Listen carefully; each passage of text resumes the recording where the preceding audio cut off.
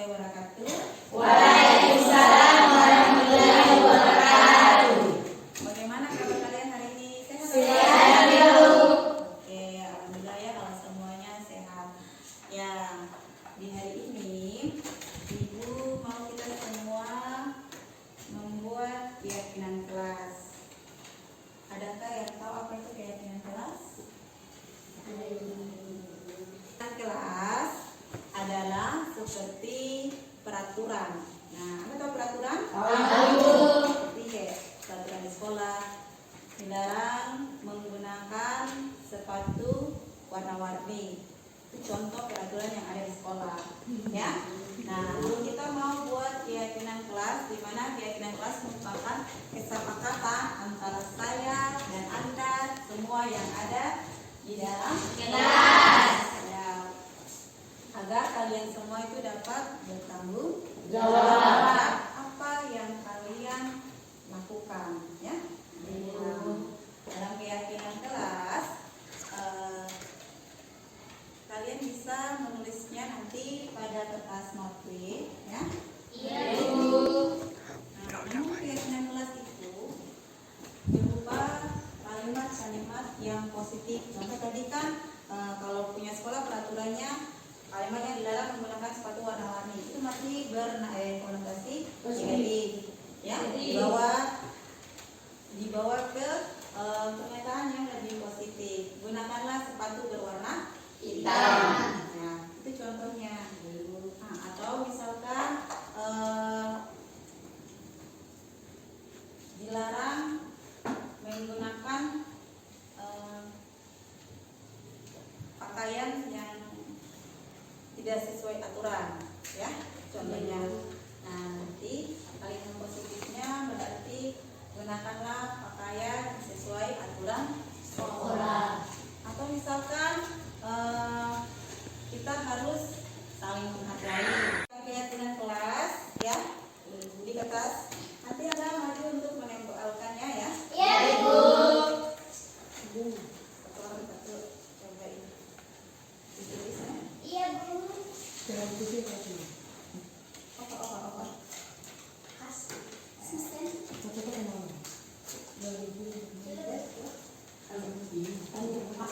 Pakai nama dia.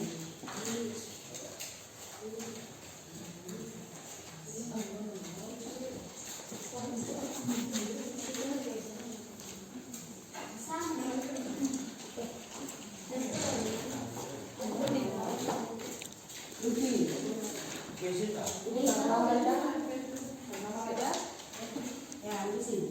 Ya, bisa pakai kertas pink ya. Soalnya yang hijau habis. Silakan tulis keyakinan yang menurut Anda baik untuk kita lakukan di kelas kita, ya. Tidak perlu menggunakan nama, ya, langsung aja. Soalnya kan keyakinannya, ya, kita mau papankan langsung itu sebagai keyakinan kelas kita. Tidak perlu tulis nama, ya. Satu orang satu, ya. Satu orang satu.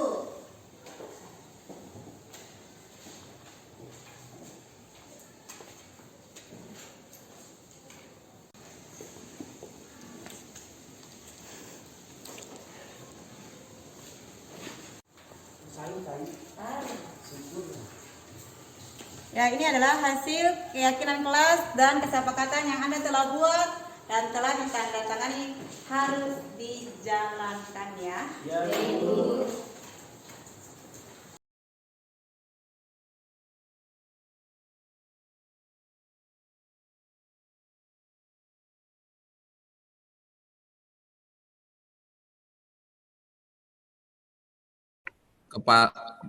Kepala BGP Provinsi Maluku dalam hal ini diwakili oleh Pak Ferry Lekatompesi, yang saya hormati Bapak Kepala Dinas Kabupaten Seram bagian Barat, Ketua IGI Kabupaten Seram bagian Barat, dan Bapak Ibu semua yang saya banggakan. Di kesempatan ini kita ada dalam seri webinar bersama dengan Bapak Ibu calon guru penggerak Kabupaten Seram bagian Barat. Di antaranya adalah Ibu Esther Tomasowa dan Ibu Asmawati. Mereka berdua ini adalah calon guru penggerak Kabupaten Seram bagian Barat, angkatan 9, Bapak Ibu semua. Oke Bapak Ibu, kita akan ada dalam untuk membuka seluruh agenda kita di saat ini semua. Kita akan sama-sama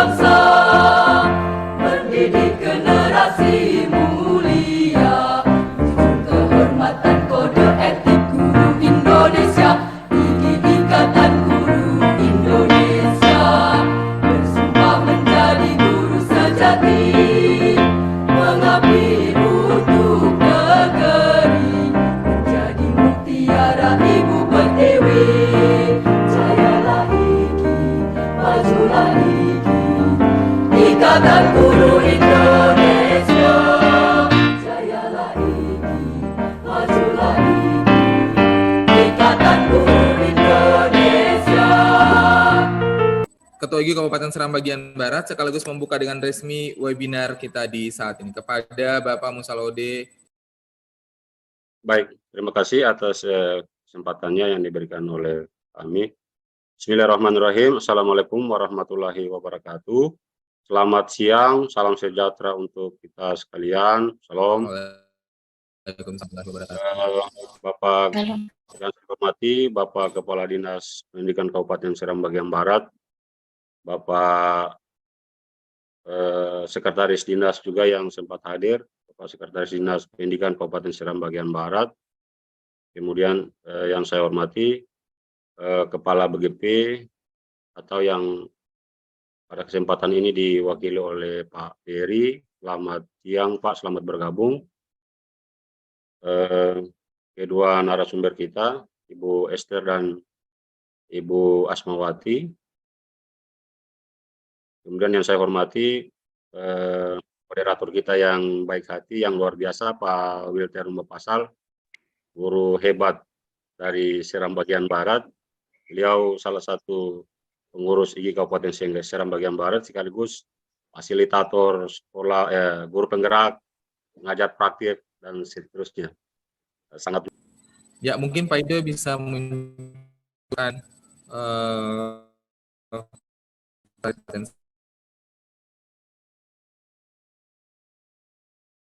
Baik, terima kasih. Assalamualaikum warahmatullahi wabarakatuh dan salam sejahtera untuk kita sekalian. Salam. Bapak Ibu peserta webinar yang saya hormati, sebelum saya lanjut membuka acara ini dan memberikan sambutan, terlebih dahulu saya mengucapkan terima kasih karena saya mohon maaf ada pesan dari Pak Kadis, harusnya kegiatan ini dibuka langsung oleh Pak Kadis, tapi berhubung karena beliau sementara ada dalam kegiatan lain di Dewan, maka beliau mendelegasikan saya untuk membuka sekaligus memberikan arahan dalam kegiatan ini. Baik Ibu sekalian, kegiatan penerapan budaya positif di sekolah untuk membuka pembelajaran yang berpihak pada murid adalah salah satu tema yang baik yang kami anggap bahwa ini adalah satu tema yang relevan dengan kondisi keadaan kita saat dewasa ini.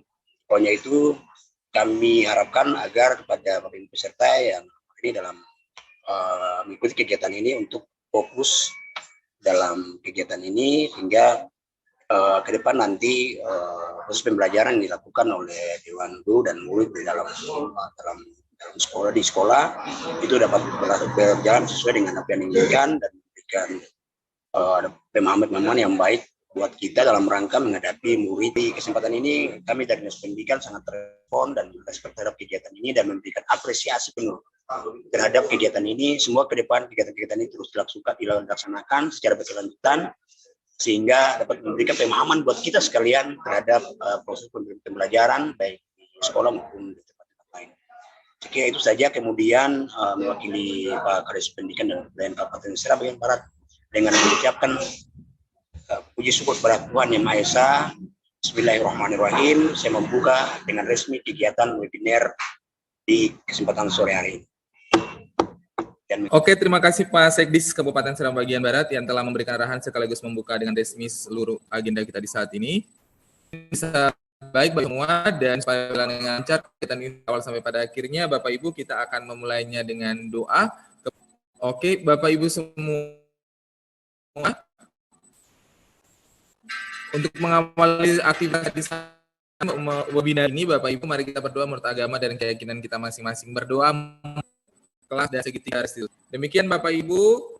Oh ya, disampaikan oleh Ibu Esa juga Bapak Ibu, ada prinsip dan 5 kebutuhan dasar manusia, gitu Bapak Ibu. Itu merupakan clue untuk semua mendengarkan seluruh webinar saat ini. Selamat menyaksikan Bapak Ibu semua. Ibu semua dalam webinar saat ini. Semua syarat akan dirampungkan setelah menyampaikan. Baik, mohon izin mungkin Pak Ido bisa menampilkan tayangan materi di saat ini. Baik, selamat siang Bapak Ibu guru hebat sekalian. Terima kasih untuk kesediaan Bapak Ibu boleh hadir sama-sama dengan kita dalam webinar di saat ini. Perkenalkan, saya Esther Tomasoa. Di sini saya akan memaparkan materi yang pertama mengenai konsep inti budaya positif. Baik Bapak Ibu, pertama kita ketahui dulu apa itu budaya positif. Budaya positif di sekolah yaitu nilai-nilai dan kebiasaan-kebiasaan di sekolah yang berpihak pada peserta didik agar mereka dapat berkembang menjadi pribadi yang kritis, penuh hormat, dan bertanggung jawab.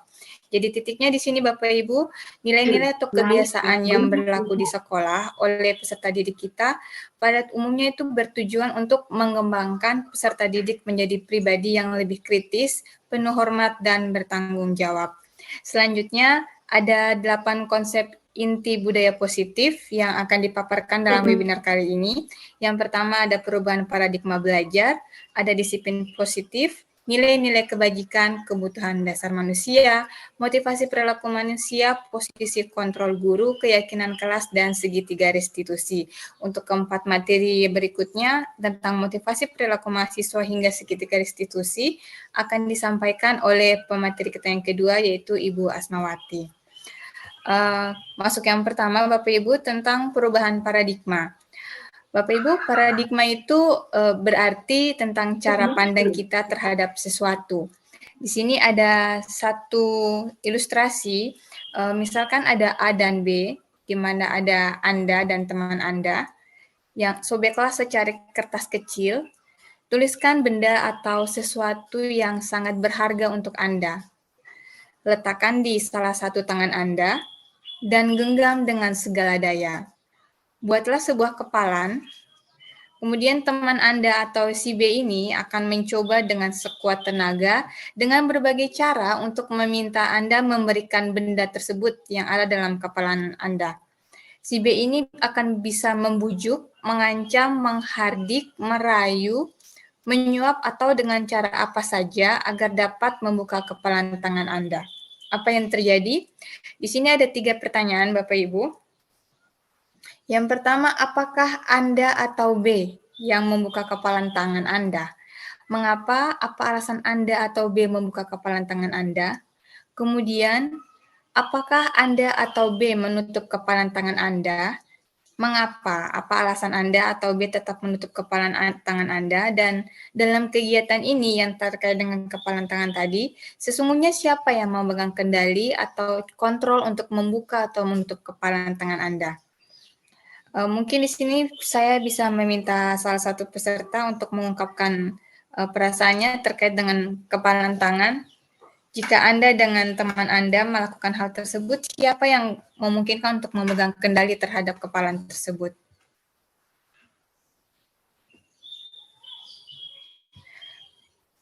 Bapak Ibu yang ingin mencoba menjawab bisa raise hand.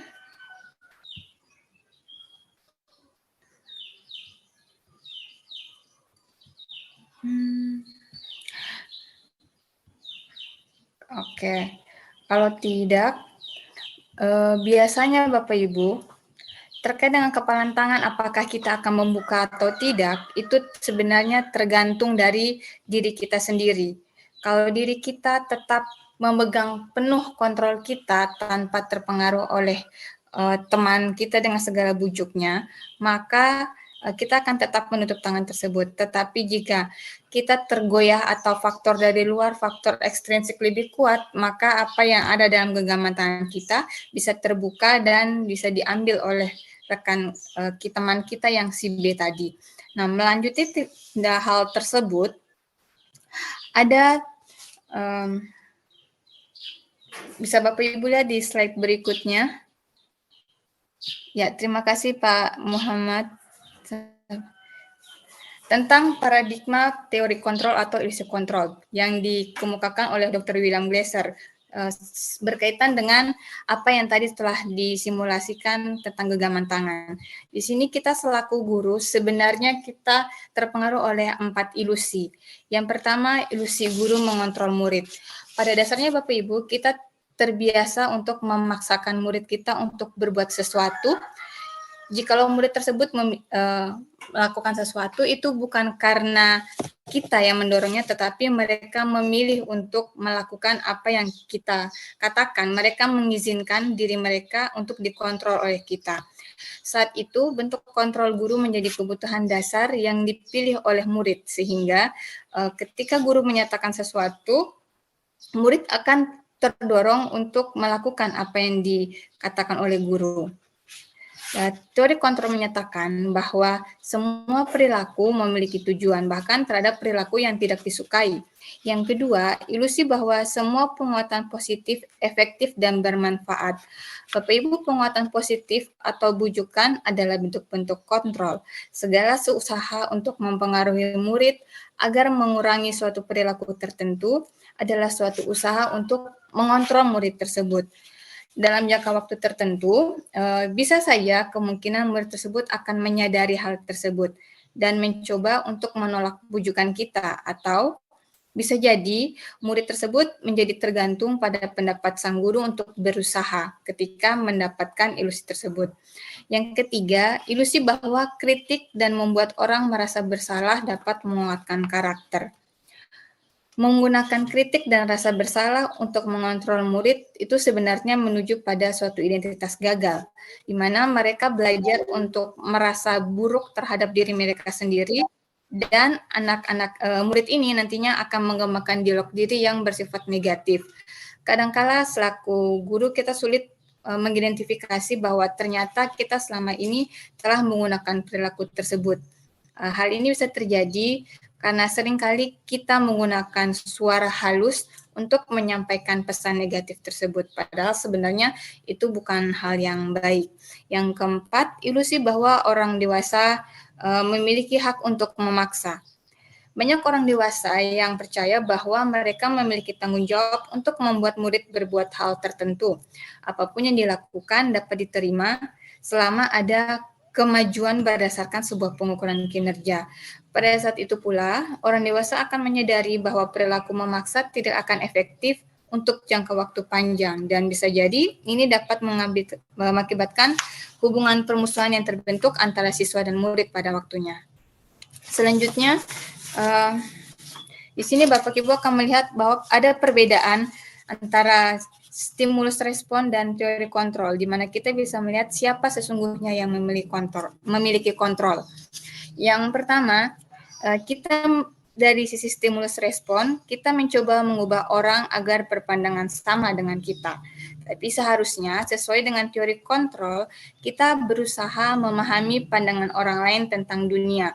Seperti hubungan kita dengan siswa, kita harusnya bisa memahami pemikiran siswa. Kemudian yang kedua, perilaku buruk dilihat sebagai suatu kesalahan. Padahal seharusnya sesuai teori kontrol, semua perilaku memiliki tujuan. Menurut stimulus respon, orang lain bisa mengontrol saya. Tetapi sesuai teori kontrol, hanya Anda sendiri atau saya sendiri yang bisa mengontrol diri sendiri. Berikutnya di stimulus respon, saya bisa mengontrol orang lain. Padahal menurut teori kontrol, Anda tidak bisa mengontrol orang lain. Kemudian pada stimulus respon lainnya ada pemaksaan pada saat bujukan gagal. Sedangkan teori kontrol mengajarkan bahwa untuk mencapai suatu keputusan bersama diperlukan kolaborasi dan konsensus menciptakan pilihan-pilihan baru. Model berpikir menang atau kalah dari stimulus respon berbanding terbalik dengan teori kontrol, di mana pada teori kontrol kita akan model berpikir menang-menang, di mana kita mencari jalan tengah win-win solution antara guru dan murid dalam menyelesaikan permasalahan. Selanjutnya, Pak, di situ ada disiplin positif. Di sini Bapak Ibu, disiplin itu berasal dari kata disiplina yang artinya belajar. Disiplin mengacu pada disiplin diri yang memiliki tanggung jawab terhadap apa yang dilakukannya berdasarkan nilai-nilai yang diyakini. Sementara kalau dalam persepsi kita, kata disiplin biasanya lebih dihubungkan dengan kata kepatuhan atau siswa yang lebih menurut dengan apa yang dikatakan guru. Rata-rata kalau kita mengucapkan kata disiplin, berarti yang kita cari adalah nilai-nilai kepatuhan dari murid atau siswa tersebut. Sedangkan menurut pendapat Ki Hajar Dewantara, slide berikutnya, Pak. Ya. Menurut Ki Hajar Dewantara, disiplin yaitu di mana ada kemerdekaan, disitulah harus ada disiplin yang kuat.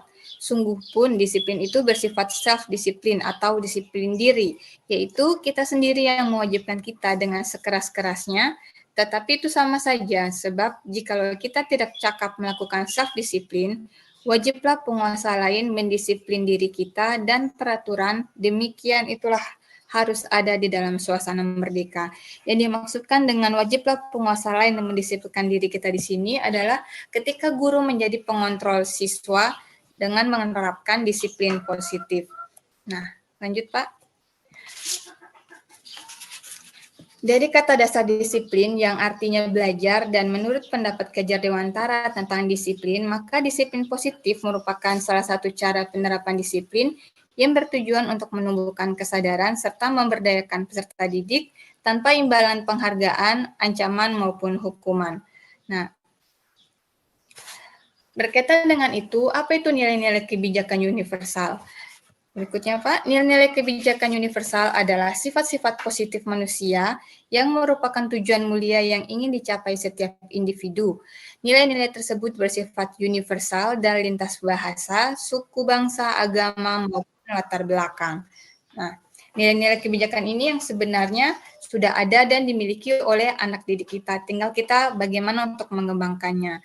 Menurut para ahli, menurut ahli yang pertama, Dr. William Glasser, pada teori kontrol, setiap perilaku atau perbuatan memiliki suatu tujuan. Dan sependapat dengan pendapat William, Diana Gossen juga menyatakan dengan mengaitkan nilai-nilai kebajikan yang diyakini seseorang, maka motivasi intrinsiknya akan terbangun, sehingga menggerakkan motivasi dari dalam untuk dapat mencapai tujuan mulia yang diinginkan. Nah, berkaitan dengan nilai-nilai kebajikan, saat ini nilai kebajikan yang ingin dicapai oleh anak Indonesia kita pada saat ini sesuai dengan penerapan kurikulum merdeka, yakni adanya profil pelajar Pancasila. Yang pertama, beriman bertakwa kepada Tuhan Yang Maha Esa dan berakhlak mulia. Yang kedua, berkebinekaan global. Yang ketiga, mandiri. Keempat, bergotong royong. Kelima, kreatif. Dan yang keenam, bernalar kritis. Nah, Dari keenam nilai profil pelajar Pancasila tersebut, ada kebutuhan dasar manusia yang ingin dipenuhi, baik itu oleh guru maupun oleh murid. Kebutuhan dasar manusia adalah segala sesuatu yang kita lakukan untuk mendapatkan apa yang kita inginkan. Seluruh tindakan yang kita lakukan memiliki tujuan tertentu, dan semua usaha terbaik yang kita lakukan adalah dalam rangka agar kebutuhan dasar kita terpenuhi dengan baik. Nah, apa saja kebutuhan dasar itu?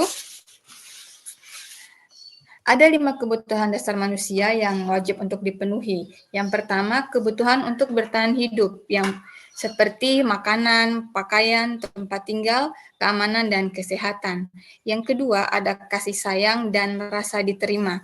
Rasa diterima, dipedulikan, berbagi, adanya kerjasama, dan menjadi bagian dalam suatu kelompok merupakan contoh dari kasih sayang dan rasa diterima.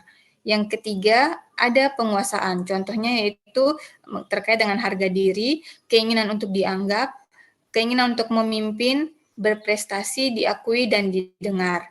Yang keempat, kebebasan. Contohnya seperti mandiri, memiliki pilihan sendiri, mencapai hal-hal baru, dan mampu mengendalikan arah dirinya.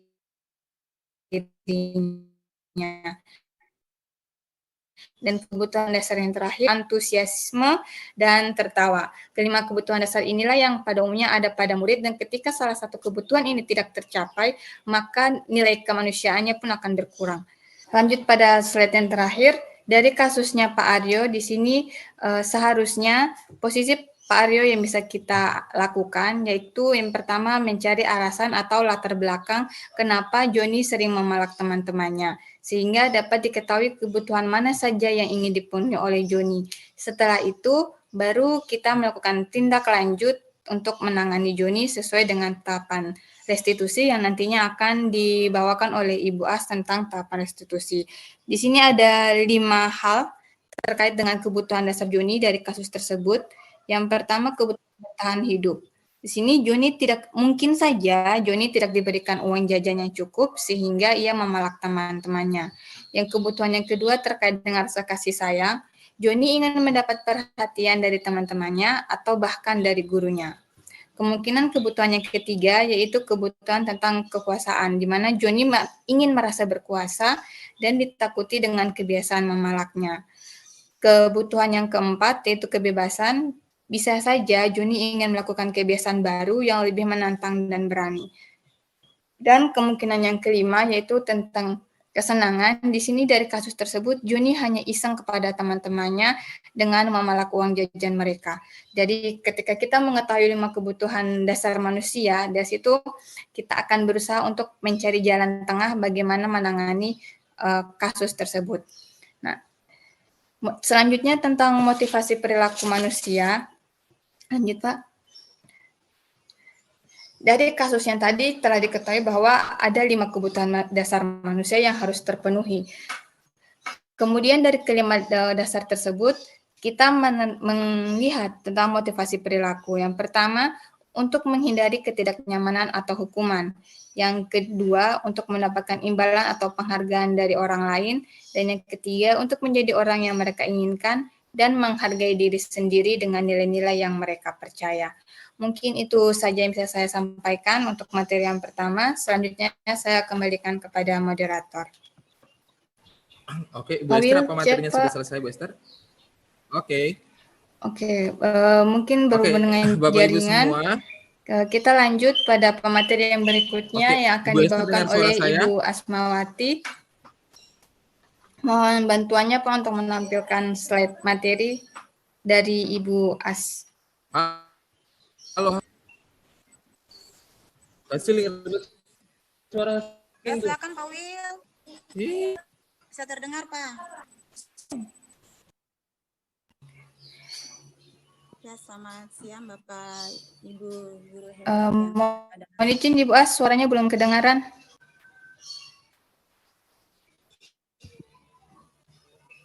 Apa sudah bisa terdengar?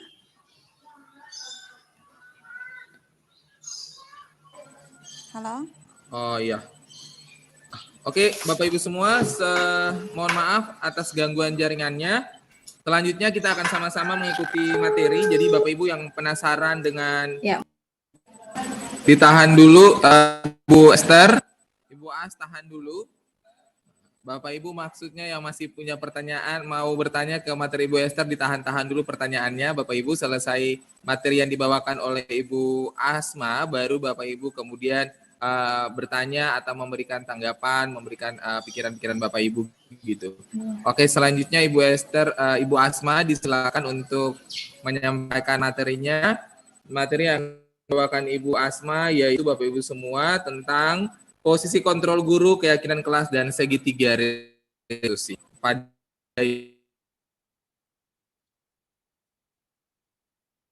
Ya, Pak Will sudah bisa mendengar suara saya?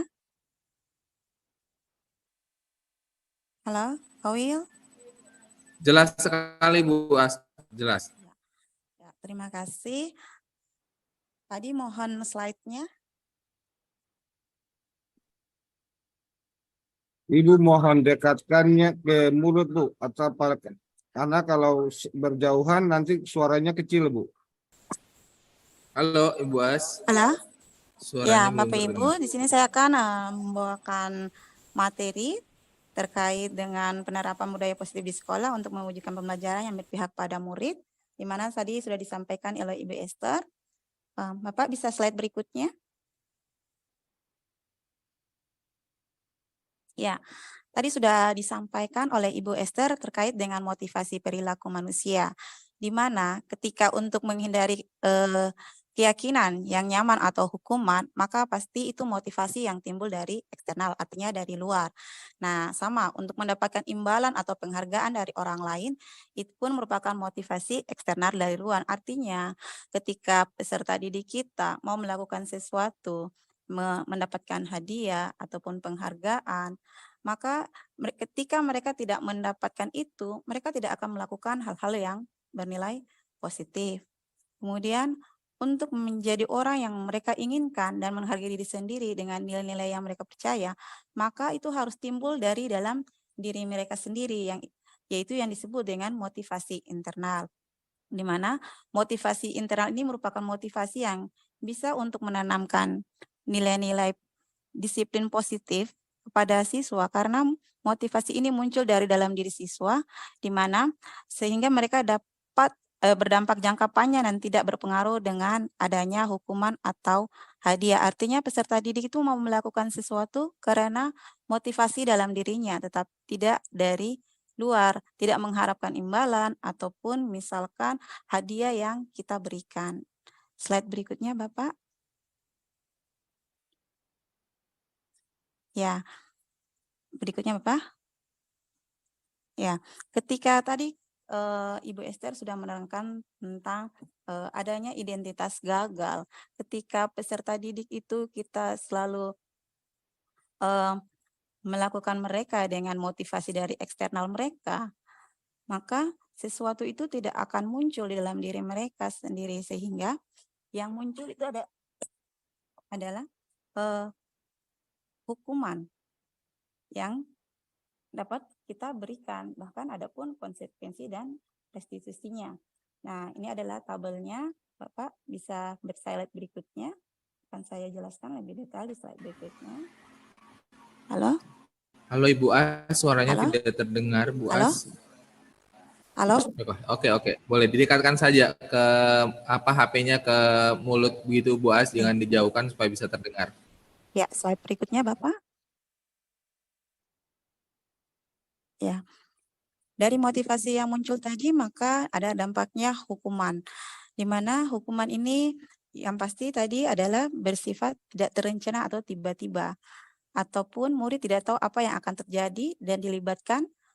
Biasanya hukuman ini bersifat satu arah dari pihak guru yang memberikan, dan murid hanya menerima suatu hukuman tanpa melalui suatu kesepakatan atau pengarahan dari pihak guru, baik sebelum atau sesudahnya. Hukuman yang diberikan bisa berupa fisik maupun psikis.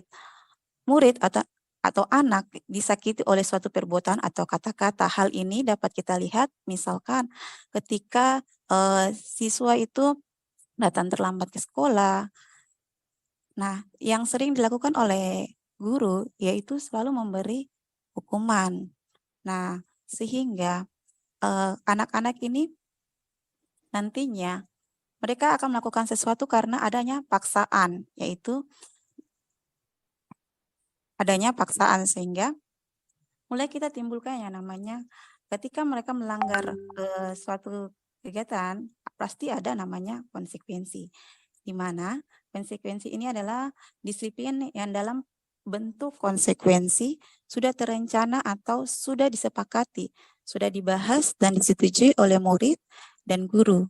Umumnya bentuk-bentuk konsekuensi ini dibuat oleh pihak guru atau sekolah dan murid sudah mengetahui sebelumnya. Biasanya konsekuensi yang akan diterima bila ada pelanggaran pada konsekuensi tersebut. Murid tetap dibuat tidak nyaman untuk jangka waktu yang pendek. Ini jika ketika peserta didik melakukan sesuatu hal, melanggar aturan yang ada, mereka sudah tahu bahwa ada konsekuensinya, sehingga mereka menjaga agar tidak terjadi pelanggaran. Baik Bapak, slide berikutnya. Ya, dari pelanggaran tadi, maka kita bisa membuatnya agar peserta didik tersebut mengembalikan motivasi dalam dirinya sendiri, mengembalikan identitasnya dengan cara restitusi, di mana restitusi ini adalah proses menciptakan kondisi bagi murid untuk memperbaiki kesalahan mereka, sehingga mereka bisa kembali pada kelompok mereka dengan karakter yang lebih kuat. Itu menurut Gosen. Kemudian restitusi juga adalah proses kolaboratif yang mengajarkan murid untuk mencari solusi untuk masalah dan membantu murid berpikir tentang orang seperti apa yang mereka inginkan dan bagaimana mereka harus memperlakukan orang lain. Itu menurut pendapat dari Chelsen Gosen. Nah, hal inilah yang harus dilakukan oleh seorang guru, mengembalikan identitas daripada peserta didik tersebut, di mana restitusi juga membantu murid menjadi lebih memiliki tujuan disiplin positif dan memuliakan dirinya setelah berbuat kesalahan. Penekanannya bukanlah pada bagaimana berperilaku untuk menyenangkan orang lain atau menghindari ketidaknyamanan, namun tujuannya adalah menjadi orang yang menghargai nilai-nilai kebajikan yang mereka percayai. Berikutnya. Nah, adapun ciri-ciri restitusi itu ada 9. Yang pertama, bukan untuk menebus kesalahan, namun untuk belajar dari kesalahan. Artinya ketika mereka melakukan kesalahan, mereka meminta maaf dan lain sebagainya, bukan untuk menebus kesalahan mereka, tapi mereka mulai menyadari apa yang dilakukan itu memang salah. Kemudian yang kedua, memperbaiki hubungan. Ketika peserta didik kita mulai melakukan suatu kesalahan, mereka mulai menyadari, ketika kita membuat restitusi, maka mereka mulai menyadari dengan sendirinya kesalahan yang mereka buat, sehingga apa yang mereka lakukan, itu mereka menyesalinya dengan sendirinya. Kemudian yang ketiga, tawaran, bukan paksaan. Ketika mau melakukan sesuatu, bukan ada paksaan dari luar, ataupun memang diiming-iming karena dengan penghargaan. Yang keempat, restitusi menuntun untuk melihat ke dalam diri untuk perbaikan diri daripada peserta didik tersebut. Yang kelima, restitusi mencari kebutuhan dasar yang mendasari tindakan. Yang keenam, restitusi diri adalah cara yang paling baik untuk dilakukan. Kemudian restitusi itu fokus pada karakter, bukan pada tindakan. Kemudian restitusi itu fokus pada solusi. Nah, restitusi juga mengembalikan murid yang berbuat salah pada kelompoknya. Bapak Ibu nanti akan ada pada slide berikutnya tentang segitiga. Nah, Bapak Ibu, dari apa yang dilakukan oleh peserta didik, melanggar aturan dan lain sebagainya, maka hadirlah yang namanya keyakinan atau kesepakatan kelas. Nah, mengapa keyakinan kelas? Mengapa tidak peraturan kelas? Nah, ada pertanyaan-pertanyaan seperti ini Bapak Ibu. Mengapa kita memiliki peraturan tentang penggunaan helm pada saat mengendarai kendaraan roda 2 atau motor? Nah, mungkin kemungkinan jawaban dari Bapak Ibu yaitu ketika kita mau memakai helm, artinya kita mau melindungi anggota tubuh kita. Artinya untuk kesehatan ataupun keselamatan daripada diri kita sendiri. Kemudian yang kedua, mengapa kita memiliki peraturan tentang penggunaan masker dan mencuci tangan setiap saat? Kemungkinan jawaban yang dari pertanyaan tersebut adalah nilai kebajikannya, yaitu adalah kesehatan ataupun keselamatan. Bapak Ibu, di mana nilai-nilai keselamatan atau kesehatan inilah yang kita sebut sebagai suatu keyakinan. yaitu nilai-nilai kebajikan universal yang disepakati yang tadi sudah disampaikan oleh Ibu Ayu secara tersirat dan tersurat. Nilai-nilai kebajikan bahwa menekankan pada keyakinan seseorang akan lebih memotivasi seseorang dari dalam. Seseorang mengikuti serangkaian peraturan tertulis tanpa makna. Artinya, murid-murid pun demikian, mereka perlu mendengarkan dan memahami arti yang sesungguhnya tentang peraturan-peraturan yang diberikan. Apa takut sehingga hanya sekedar mengikuti serangkaian peraturan-peraturan yang mengatur mereka tanpa memahami tujuan mulianya. Sehingga ada untuk mengembalikan identitas mereka mulai percaya diri, tahu akan apa yang harus mereka lakukan. Slide berikutnya. Adapun pembentukan keyakinan sekolah atau kelas Bapak Ibu, yang pertama, keyakinan kelas itu dia bersifat abstrak daripada peraturan yang lebih rinci dan lebih konkret. Nah, yang kedua, keyakinan kelas itu berupa pernyataan-pernyataan universal yang bisa dipahami oleh peserta didik dan mudah diserap. Kemudian, yang ketiga, pernyataan keyakinan kelas senantiasa dibuat dalam bentuk positif. Kemudian keyakinan kelas hendak tidak terlalu banyak sehingga mudah diingat dan dipahami oleh semua warga sekolah dan mudah untuk dijalankan. Berikutnya, keyakinan kelas sebaiknya sesuatu yang dapat diterapkan di lingkungan tersebut. Berikutnya, semua warga kelas hendaknya ikut berkontribusi dalam pembuatan keyakinan kelas lewat kegiatan curah pendapat. Artinya Bapak Ibu, semua peserta didik yang ada di dalam kelas harus bisa memberikan saran, pendapat, pemikiran mereka terkait dengan keyakinan kelas atau kesepakatan kelas yang akan dibuat agar ketika mereka melanggar ada konsekuensi yang mereka sendiri sudah tahu apa itu konsekuensinya. Kemudian Bapak Ibu, bersedia meninjau kembali keyakinan kelas dari waktu ke waktu. Bapak Ibu, keyakinan kelas yang kita buat, kalau memangnya kita melihat keadaan daripada kelas kita ataupun lingkungan di mana sekolah kita, kalau memangnya masih bisa ditambahkan, ditambahkan. Kalau memangnya masih untuk dikurangkan, bisa dikurangkan, dilihat dari kebutuhan sekolah atau kelas kita. Slide berikutnya. Ya, Bapak Ibu, mari kita lihat ini ada tabel tentang peraturan dan keyakinan kelas atau nilai kebajikan yang akan kita lihat bersama-sama ya. Menurut Bapak Ibu, apakah selalu kembalikan buku ke tempatnya merupakan peraturan atau keyakinan kelas yang mempunyai nilai kebajikan seperti apa? Halo Bapak Ibu, ada yang mau menjawab? Ibu, jika ada yang ingin mengisi bagian yang kosong, Bapak Ibu semua antara peraturan dan keyakinan kelas itu boleh Bapak Ibu disampaikan langsung untuk dicatat oleh Ibu A. Tidak ada. Tanggung jawab Ibu. Ya. Di suara ke Bapak Kalam. Ya. Betul sekali Ibu, tanggung jawab ya, karena berarti kita melihat tanggung jawab terhadap apa yang diambil. Kemudian yang kedua, dilarang mengganggu orang lain.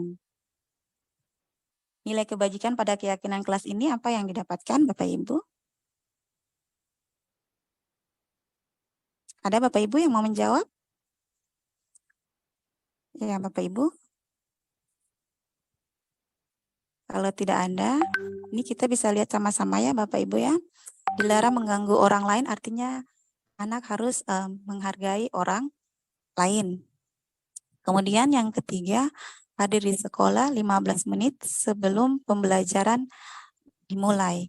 Nilai kebajikan daripada keyakinan ataupun keyakinan kelasnya yaitu menghormati orang lain dan berkomitmen terhadap waktu. Kemudian yang berikutnya, dilarang melakukan kekerasan. Artinya nilai kebajikan daripada keyakinan kelas ini itu merupakan keselamatan ataupun menghormati orang lain. Kemudian dilarang menggunakan narkoba. Nilai kebajikannya yaitu tentang kesehatan Bapak Ibu. Kemudian bergantian ataupun menunggu giliran. Nah, nilai kebajikan yang dapat menghormati orang lain atau bersabar. Bapak Ibu, pada peraturan ini masih terdapat kalimat-kalimat negatif yang nantinya kita tahu bahwa pada keyakinan kelas itu harus menggunakan kalimat-kalimat yang positif. Seperti misalkan dilarang mengganggu orang lain, ini merupakan masih kalimat negatif yang harus nanti kita rubah. Misal kata dilarang ini masih menggunakan kalimat negatif yang harus kita rubah menjadi kalimat positif. Misalnya dilarang mengganggu orang lain. Nah, kalimat positifnya mungkin kita bisa membawanya bahwa diam di tempat, ataupun yang memang kalimat-kalimat yang memang bisa dilihat kalimat positifnya yang enak untuk didengar. Ya? Suaranya dibesarkan aja, Bu As, dibesarkan. Ya. Dibesarkan, jangan berbisik, Bu As. Ya, Bapak Ibu tadi yang peraturan dengan keyakinan kebajikannya itu Bapak Ibu bisa lihat di tabel berikut. Ya. Kemudian kita masuk pada slide berikutnya yaitu prosedur pembentukan keyakinan sekolah ataupun keyakinan kelas. Bapak Ibu, yang pertama yang harus kita lakukan yaitu mempersilakan warga sekolah atau murid-murid di sekolah atau kelas kita untuk bercurah pendapat seperti yang tadi sudah ditampilkan di slide sebelumnya tentang peraturan yang perlu disepakati di sekolah ataupun di kelas kita. Yang kedua yaitu mencatat semua masukan-masukan para murid, warga sekolah di papan tulis ataupun di kertas besar ataupun misalnya poster atau di mana semua anggota kelas warga sekolah bisa melihat hasil curah pendapat atau pemikiran-pemikiran dari peserta didik yang ada di sekolah kita ataupun di kelas kita. Yang ketiga, susunlah keyakinan kelas sesuai dengan prosedur pembentukan keyakinan kelas sekolah atau kelas. Nah, gantilah kalimat-kalimat dalam bentuk negatif menjadi kalimat positif. Contoh kalimatnya seperti ini Bapak Ibu, misalkan kalimat negatifnya jangan berlari di kelas atau koridor. Bapak Ibu bisa menggantikannya dengan kalimat positif berjalan di kelas atau koridor. Nah, hal ini lebih terlihat enak, kemudian kalimat-kalimat negatifnya itu tidak digunakan karena tadi kita sudah bilang bahwa pada keyakinan kelas atau kesepakatan kelas kita itu semuanya itu harus bernilai positif. Kemudian Bapak Ibu yang keempat, tinjau kembali daftar curah pendapat yang sudah dicatat.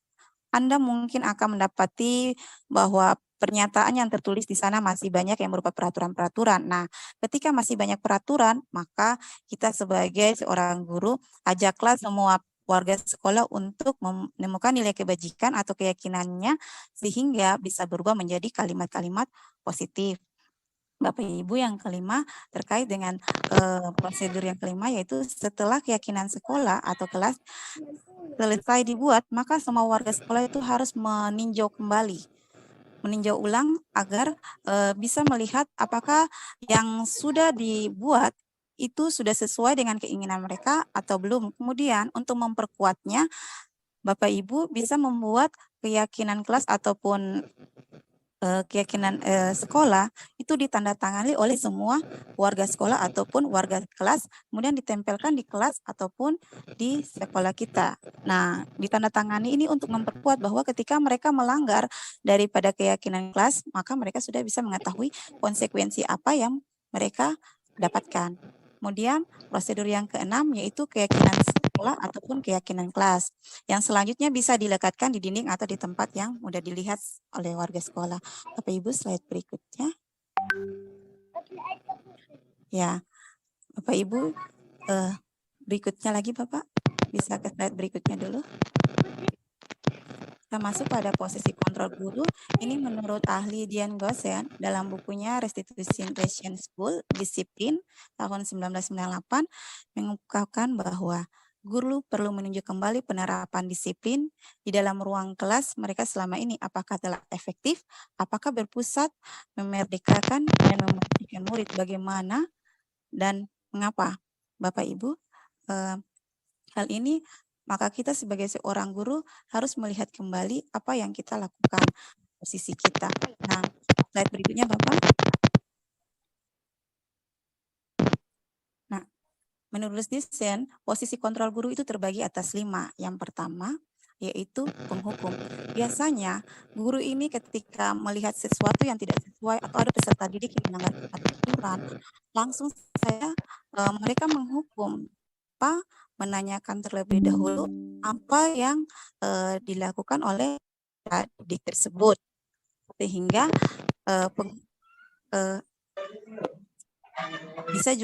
bisa menghukumnya ini menggunakan fisik ataupun kata-kata verbal, seperti misalkan patuhi aturan ini atau awas, kamu selalu saja salah, ataupun misalkan ada juga guru yang sedikit melepas daripada kontrol mereka selalu menggunakan fisik, ayo kamu telah melanggar aturan kita, maka kamu akan dihukum dengan pompa dan lain sebagainya, misalkan push up. Nah, inilah yang membuat posisi kontrol guru menjadi seorang penghukum. Yang kedua, yaitu sebagai pembuat rasa bersalah, di mana posisi ini biasanya guru akan bersuara lebih lembut, pembuat rasa bersalah akan menggunakan keheningan, sehingga peserta didik itu merasa bersalah terhadap apa yang barusan dia lakukan. Seperti misalkan contohnya, ibu sangat kecewa sekali dengan kamu.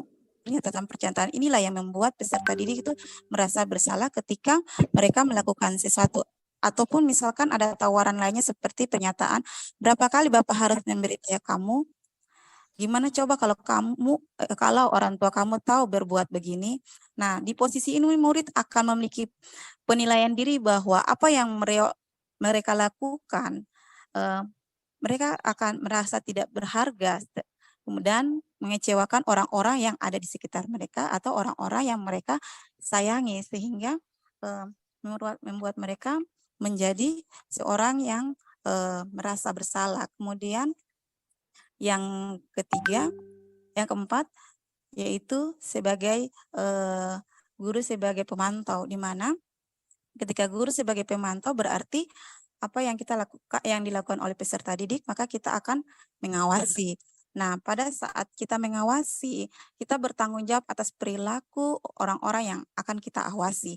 Nah, posisi pemantau ini berdasarkan peraturan atau konsekuensi, dengan menggunakan sanksi dengan konsekuensi dapat memisahkan hubungan pribadi dengan murid, sehingga murid itu tidak akan menghiraukan apa yang disampaikan oleh guru. Contoh misalnya, kita memantau pertanyaan yang digunakan oleh seorang guru ketika mereka menjadi pemantau. Contohnya misalnya peraturan apa yang telah kamu lakukan, sanksi apa atau konsekuensi apa yang telah kamu langgar. Ini yang selalu dilakukan oleh guru ketika menjadi pemantau. Kemudian sebagai manajer, di mana posisi guru sebagai, saya terlewat tadi sebagai teman, di mana posisi guru sebagai teman ini kita melihat bahwa peserta didik ini ketika mereka merasa bersalah dan lain sebagainya, mari kita kembalikan bahwa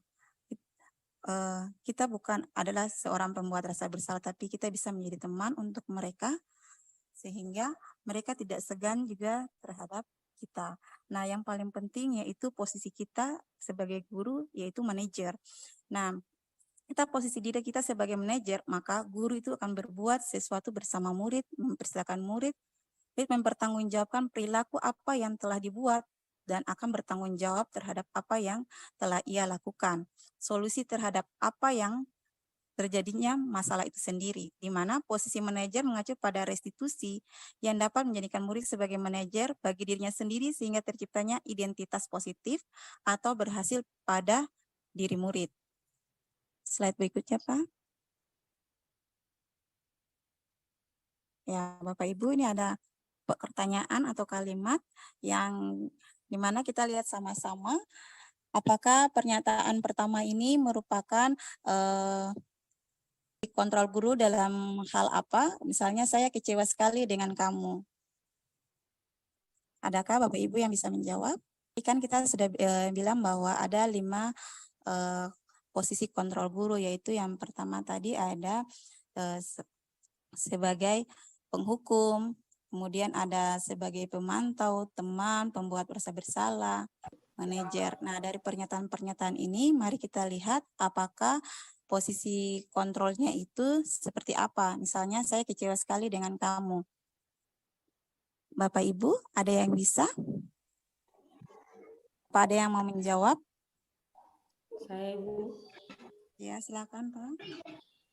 membuat orang merasa bersalah. Ya, baik, kita lihat pernyataan yang kedua. Kamu tidak pernah benar melakukannya.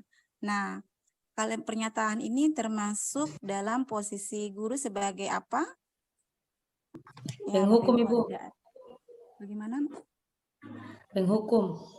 Ya, benar sekali Ibu, sebagai penghukum. Kan tadi kalimatnya bahwa kamu tidak pernah benar melakukannya. Kalimat-kalimat ini merupakan kalimat-kalimat verbal. Kemudian, ayolah lakukan demi ibu atau bapak.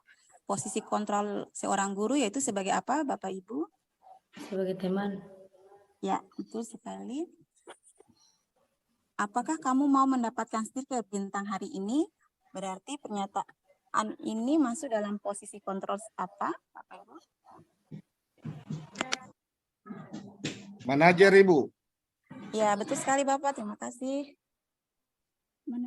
Ya, saya ulang sekali lagi. Bapak Ibu, kalau posisi yang seperti ini itu yaitu pemantau, di mana suara kita lebih datar, bahasa kita juga semakin normal. Yang kelima, yaitu bagaimana kamu bisa menyelesaikan masalah ini. Posisi kontrol guru ini sebagai apa, Bapak Ibu? Manajer, Ibu. Ya, terima kasih Ibu. Ya, karena kita harus bisa menyelesaikan masalah ini. Artinya kita mulai menajak peserta didik bahwa apa yang ia lakukan itu salah, maka dia bisa mengontrol kesalahannya tersebut. Kemudian yang terakhir, kamu selalu yang paling terakhir. Nah, pada pernyataan ini berarti posisi kontrol guru itu adalah sebagai apa, Bapak Ibu? Ya, Bapak Ibu, poin terakhir, kamu selalu paling terakhir ini karena pernyataan ini adalah paling memojokkan peserta didik. Artinya posisi kontrol seorang guru itu pada penghukum. Slide berikutnya.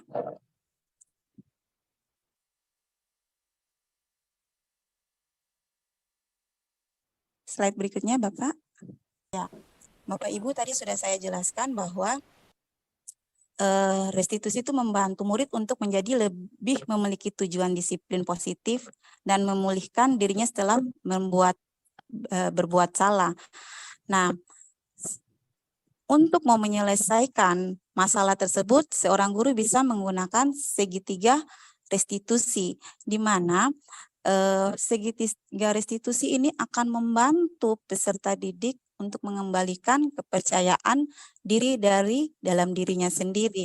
Nah, adapun segitiga restitusi, yang pertama yaitu menstabilkan identitas. Nah, pada menstabilkan identitas ini kita bisa menanyakan kepada peserta didik seperti misalkan mengatakan kepadanya, setiap orang pasti pernah melakukan kesalahan. Kamu bukan satu-satunya yang pernah melakukan ini. Nah, ketika kita sudah mengembalikan kepercayaan dari peserta didik tersebut, maka kita bisa menanyakan kembali langkah kedua yaitu memvalidasi kebutuhan. Ketika kita katakan bahwa kamu pasti tentu punya alasan mengapa melakukan hal tersebut. Kemudian adakah cara yang lebih efektif untuk mendapatkan apa yang kamu butuhkan? Ketika tadi peserta didik menemukan masalahnya, kemudian ketika kita sudah menstabilkan identitas dari peserta didik tersebut dengan mengatakan bahwa kamu bukan orang-orang satu-satunya melakukan kesalahan. Mungkin ibu juga pernah melakukan kesalahan. Nah, ketika mereka sudah mulai ada kepercayaan diri, mereka sudah bisa melakukan validasi terhadap apa yang mereka lakukan. Mungkin mereka punya alasan, maka mereka mulai akan bercerita tentang apa alasan mereka sehingga mereka melakukan suatu kesalahan. Dari sini kita bisa mengembalikan nilai-nilai dari dalam diri mereka dengan menanyakan keyakinan mereka, seperti misalkan nilai apa yang telah disepakati, apakah mereka melanggar keyakinan kelas yang telah dibuat bersama tadi. Ataupun kamu ingin menjadi orang seperti apa. Ketika mereka sudah menemukan jati diri mereka, sudah mengetahui apa kesalahan mereka sudah mengetahui nilai-nilai apa yang dilanggar, maka bisa mengembalikan bahwa dia bisa menjadi orang seperti apa, Bapak Ibu. Mungkin setelah menstabilkan identitas tadi, ya, ini salah satu contoh. Misalkan guru berkata, berbuat salah itu hal yang manusiawi, tidak ada manusia yang sempurna. Bapak Ibu juga buat salah. Ini untuk pernyataan untuk menstabilkan identitas ya Bapak Ibu. Kita pasti bisa menyelesaikan permasalahan ini. Bapak Ibu tidak tertarik untuk mencari tahu siapa yang benar atau siapa yang salah. Bapak Ibu atau lebih tertarik untuk menyelesaikan masalah. Kalaupun masalah dirimu sendiri terus-menerus, apakah kamu bersikap baik pada dirimu sendiri? Nah, ini akan membuat anak itu merasa gagal karena berbuat salah menjadi positif terhadap diri sendiri. Kemudian membantu peserta didik mengenali kebutuhan dasar yang ingin dipenuhi ketika melakukan kesalahan. Kemudian yang berikutnya tadi yaitu menanya validasi kebutuhannya, membantu murid untuk mengenali dasar yang ingin dipenuhi ketika melakukan kesalahan. Pada dasarnya setiap tindakan manusia itu tujuannya adalah untuk memenuhi dasar apakah itu penguasaan, kebebasan, kasih sayang, dan rasa diterima, kesenangan, ataupun bertahan hidup. Nah, pernyataan yang bisa ditanyakan pada ketika kita mau validasi tindakan yang salah kepada peserta didik yaitu mungkin kamu bisa saja melakukan hal yang lebih buruk, tapi kamu tidak melakukan, kamu pasti punya alasan mengapa melakukannya. Apa yang penting bagi kamu? Kamu boleh tetap berusaha menjaga sikap itu, tapi tambahkan sikap yang lain yang baru. Maukah kamu belajar cara lain untuk mendapatkan yang kamu butuhkan tanpa harus memukul? Apakah kamu bisa melakukan dengan lebih baik besok lagi? Ini merupakan kata-kata yang bisa kita gunakan untuk menanyakan peserta didik, memvalidasi apa kesalahan yang telah mereka lakukan. Berikutnya, keyakinan, ini kita bisa lihat bahwa anak melihat kesalahannya dihubungkan dengan norma sosial dan nilai-nilai yang mendasari manusia berinteraksi dengan orang lain. Dengan mungkin saja Bapak Ibu bisa berkata, apa nilai yang kita percaya di kelas atau di sekolah. Nah, nilai-nilai ini, nilai-nilai universal apa yang telah kita sepakati. Kelas yang ideal seperti apa sih? Kamu ingin menjadi anak seperti apa? Apa kamu pernah rasakan ketika kamu melakukan itu, kamu mau menjadi orang yang seperti apa? Ketika kata-kata atau pernyataan seperti ini kita berikan kepada peserta didik, maka peserta didik akan menyadari apa kesalahan mereka dengan sendirinya dan mulai melakukan hal-hal yang sesuai dengan kesepakatan atau keyakinan yang sudah disepakati bersama. Berikutnya, ya. Bapak Ibu itu yang dapat saya sampaikan. Mohon maaf karena memang mikrofon saya sedikit terganggu, kemudian jaringan. Mungkin suara saya tidak terdengar dengan jelas, mohon maaf.